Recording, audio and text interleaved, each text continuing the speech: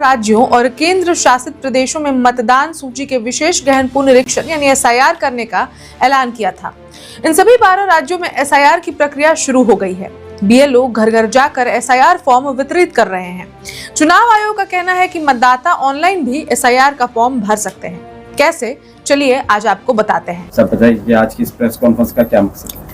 आज की ये प्रेस कॉन्फ्रेंस वाजिद भाई जो हमारे बेंगलोर नॉर्थ डिस्ट्रिक्ट के कांग्रेस प्रेसिडेंट हैं और सीनियर लीडर हैं, और मैं ये एसआईआर का मामला जो अब कर्नाटक में भी प्रोसेस बहुत शॉर्टली शुरू होने वाला है, इसके अवेयरनेस के लिए हम लोग ये प्रेस कॉन्फ्रेंस बुलाए। और जो पिछले 9 स्टेट्स और 3 यूनियन टेरिटरीज में जो एसआईआर चला और उसकी एक्सपीरियंस जो है, और केरला में जो हुआ, और बिहार, वेस्ट बंगाल और आंध्रा में जो हो रहा है, वो मामले में हम कर्नाटक में जो एसआईआर प्रोसेस शुरू होने वाला है उसके बारे में, और लोग कैसे ये प्रोसेस में इन्वॉल्व हो सकते हैं और कैसे सेफगार्ड्स हम कर सकते हैं, ये मामले में हम लोग कैसे इन्वॉल्व हो सकते हैं, कैसे सेफगार्ड कर सकते हैं। सी अब क्या हो रहा है, अब ये क्या हो गया है, election commission at the moment क्या हो गया है, जो वोटर है उसी की जिम्मेदारी है प्रूफ करने की जो वो वोटर है करके। इलेक्शन कमीशन अपनी जिम्मेदारी वोटर पे डाल दी है। सो इसीलिए बहुत लोगों को प्रोसीजर मालूम नहीं है, कैसा एसआईआर जब आता है क्या डॉक्यूमेंट करने देने चाहिए और कौन से फॉर्म्स फिल करने चाहिए, और मैपिंग के बारे में अवेयरनेस नहीं है। वो सब बोलने के लिए हम लोग ये प्रेस कॉन्फ्रेंस। 1 मिनट में अगर बोलना चाहे तो क्या होना चाहिए इसके लिए? एक वोटर के पास क्या डॉक्यूमेंट्स होने चाहिए? तो एक 14 डॉक्यूमेंट है, इसमें जो टीसी है, वोटर आईडी है, आधार कार्ड लिंक टीसी या वोटर आईडी के साथ होना चाहिए, और 14 डॉक्यूमेंट्स हैं जो इलेक्शन कमीशन के भी वेबसाइट में हैं। सो ये डॉक्यूमेंट्स देख के हम लोग, और हर वोटर अपना वोट है क्या इलेक्शन कमीशन के पोर्टल पे और वोटर ऐप पे चेक करना चाहिए, क्योंकि वोटर की भी, अगर आपका वोट नहीं है तो आपका नाम नहीं आ रहा है, ऑटोमेटिकली ये एक फ्लैग है कि कुछ गड़बड़ है, आप जाके रेक्टिफाई करके आपका वोट इंक्लूड कराएं। किससे रेक्टिफाई करें, किससे रुजू हो?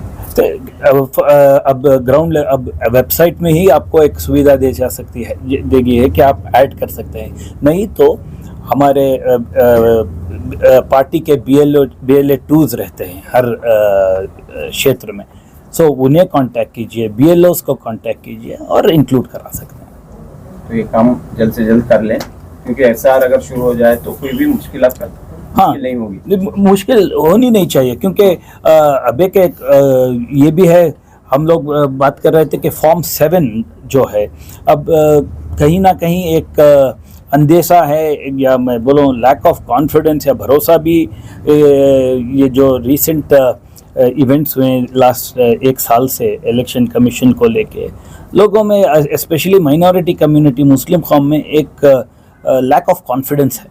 इसीलिए हम लोग चौकन्ने रहना चाहिए, और एसआईआर जो हरीड प्रोसेस में हो रहा है, और केरला हो, आंध्रा हो, वेस्ट बंगाल, बिहार, वहाँ पर इंस्टेंसेस पाए गए हैं कि फॉर्म 7 का मिसयूज़ हुआ है। फॉर्म 7 वेपन की तरह यूज़ किया जाए, जो मास डिलीशन, जहाँ मेजॉरिटी बीजेपी पार्टी गवर्न कर रही है, वहाँ पर इंस्टेंस क्या हुए हैं कि मास डिलीशंस हुए हैं। हम नहीं बोल रहे हैं, कहीं BLOs सुसाइड कर चुके हैं इंडिया में, BLOs ऑन रिकॉर्ड बोल रहे हैं हमारे ऊपर प्रेशर है मास डिलीशंस के लिए। सो ये सब एप्रीहेंशंस हैं, इसीलिए अभी हम लोग ये अवेयरनेस क्रिएट कर दिए, तो कौम में भी एक मालूमात रहेगी और सब चौकन्ने रहेंगे। तो सब चौकन्ना रहना चाहिए। मस्जिद कमेटी जो एक बड़ा नेटवर्क है मस्जिद, तो इसके जरिए क्या काम हो सकता है? क्योंकि देखिए, मस्जिद कमेटी एक बहुत बड़ा नेटवर्क, और हमारे कौम में हर छोटे छोटे इलाके में भी मैसेज पहुंच सकता है मस्जिद कमेटी और मस्जिदों से। सो ये बहुत ही इम्पोर्टेंट जरिया होगा। ये लोग किस तरह काम करें?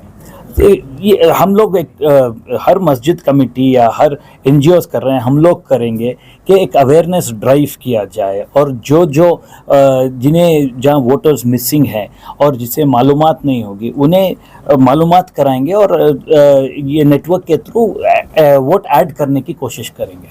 चुप रहिए। ऐसे ही बदल दो। तो ऐसा कि जैसे कि जिम्मेदारी का एहसास होना चाहिए सब लोग जो है, अब यानी कि आराम से गफलत की नींद नहीं सो सकते, होशियार रहना चाहिए। एसआर आने वाला है। देखिए एसआईआर तो आने वाला है, अभी वोट का मैपिंग चल रहा है, बेंगलोर में भी चल रहा है, पूरे स्टेट में भी चल रहा है। कल की रिपोर्ट के हिसाब से अभी बेंगलोर में सिर्फ 26 या 28% ही मैपिंग हुआ है और दूसरे इलाकों में, दूसरे जिले में 75-80% भी हो चुका है। तो बेंगलोर जैसा शहर जिसमें इंसान बहुत अपने आप कामों में बिजी रहता है, सवेरे उठा काम गया शाम आया, उसके पास कुछ इतना टाइम नहीं रहा कि वो अपना वोट मैपिंग करवा ले। तो इसलिए हमने ये मैसेज देना चाहा कि मैं मंसूर भाई को कहा आप केरला के इंचार्ज हैं, वहाँ पे एसआईआर हो रहा है, आपकी थोड़ी एक्सपीरियंस के हिसाब से आप एक रिस्पॉन्स करवाइए। तो हम लोगों को यही कहना है कि हमारे लोगों को जागरूक होना चाहिए कि आप थोड़ा अपना वोट पहले मैपिंग करा लो बिफोर एसआईआर कुड हैपन। अभी जो 26% है इसको हम 50-60% को लेकर आना है। इसमें खासकर हमारे लोगों को, खासकर हमारी कम्युनिटी को कहीं ना कहीं आगे चलकर प्रॉब्लम ना हो, इस हिसाब से हमने आप लोगों के माध्यम की तरफ से उन लोगों को मैसेज देना चाहते हैं कि प्लीज आप अपना वोटर मैप कराओ। वोटर मैप कराओ और डॉक्यूमेंट्स भी जो है अभी फिलवक्त देखिए, अभी फिलवक्त काम जो चल रहा है मैपिंग का है, एसआईआर तो नहीं शुरू हुआ है। आपको 2002 में आप कहाँ थे वो देखना है।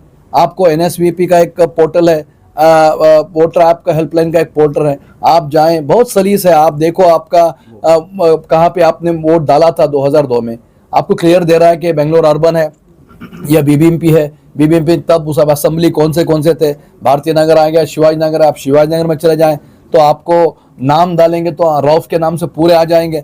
जैसी थोड़ी तकलीफ आपको होगी, 10-15 मिनट इसके पास काम करेंगे तो आपका सीरियल नंबर और आपका पार्ट नंबर 2002 का मिल जाएगा।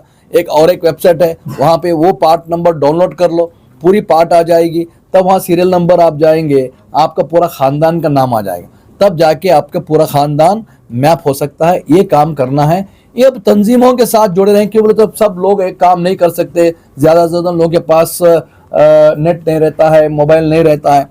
तो हम लोग आपसे गुजारिश कर रहे हैं कि जितने भी तंजीमें हैं, जितने भी मस्जिदें हैं, जिम्मेदार हैं, अपने अपने मस्जिदों में कैंप लगाएं, एक लड़का बिठाएं, लोगों को बुलाएं, खुद मैप करवा के दें।